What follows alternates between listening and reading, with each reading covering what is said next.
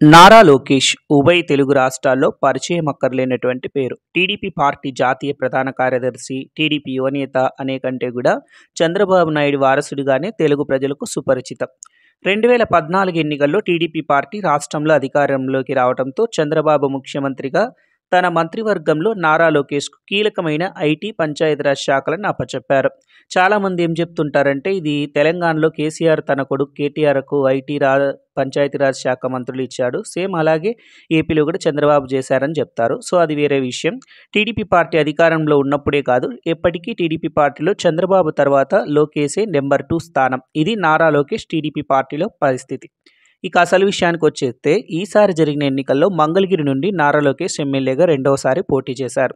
గత ఎన్నికల్లో ఓడిపోయినా ఈసారి మాత్రం గట్టిగా పట్టుదలతోనే గెలవాలనే ఒక సంకల్పంతో ఆయన ప్రచారం కూడా చేశారు. గెలుపు కోసం సర్వశక్తులు కూడా ఒడ్డారని చెప్పొచ్చు. గత ఎన్నికల్లో ఓడిన సానుభూతి రాజధాని పరిధిలో ఉన్న మంగళగిరిలో ఈసారి ఖచ్చితంగా వర్కౌట్ అవుతుందని టీడీపీ నేతలు అంచనాలు కూడా వేస్తున్నారట.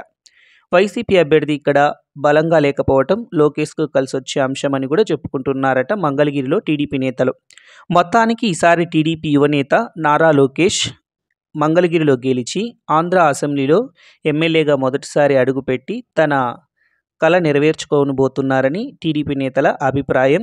అలాగే ఆంధ్ర అసెంబ్లీలో అడుగుపెట్టి అధ్యక్ష అని అనబోతున్నారని టీడీపీ నేతలు ధీమా కూడా వ్యక్తం చేస్తున్నారు. చూడాలి మరి మంగళగిరి ప్రజల తీర్పు ఏమిటని.